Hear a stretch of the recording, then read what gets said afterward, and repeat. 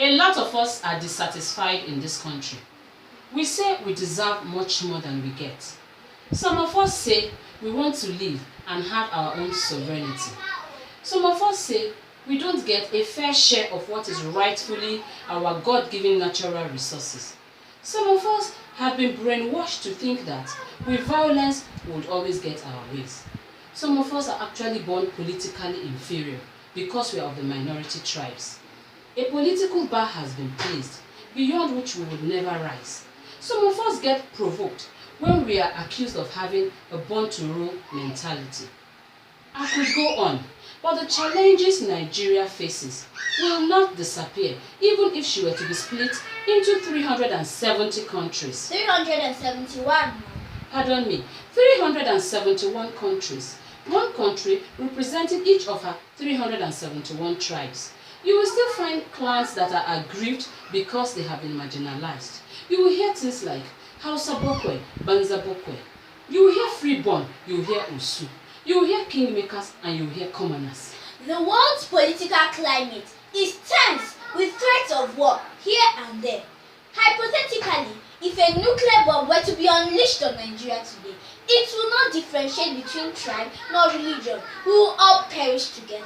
If war were to happen in this country today, how many of us common Nigerians have valid international passports with running visas? Those who mastermind hate and violence and who sponsor the acquisition of weapons and ammunition will flee along with their families. They will flee with their ill-gotten wealth and they will laugh at us and they will call us fools and they will be right. We will lose everything. They will lose nothing. This country will become a chapter in a child's history book and the title will be There Was Once a Country. Let's face it, Nigerians.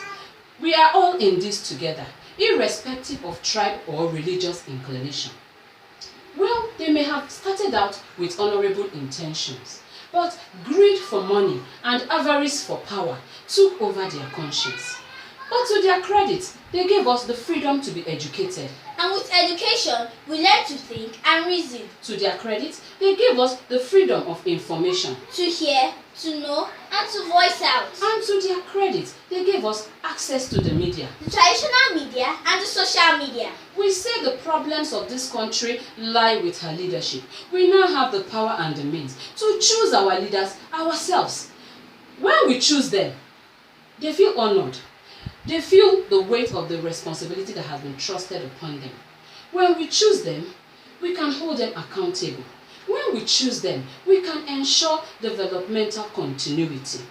The journey to make Nigeria a better place is a very long one, but we can start it today.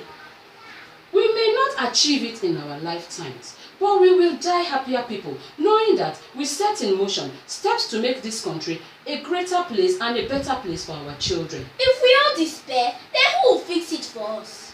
My fellow Nigerians, let us look amongst us, within our various communities, for that man or woman who against all odds got an education and came back to invest in the community.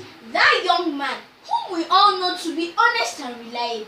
That young woman who is a heralder of positive influence in the community. Someone that when she speaks, even the elderly listen. Let us come together and call on these people. Let us ask them to represent us, irrespective of their religious or social backgrounds. My fellow Nigerians, we are so many in this country.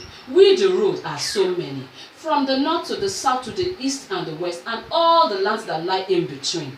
And there is power in numbers. Let us come together and take our destiny in our hands. Let us stop wallowing in self-pity and pointing accusing fingers. Together, we can. If you like this video, please hit the subscribe button, share, like, and watch out for the next episode. This is the voice of reason.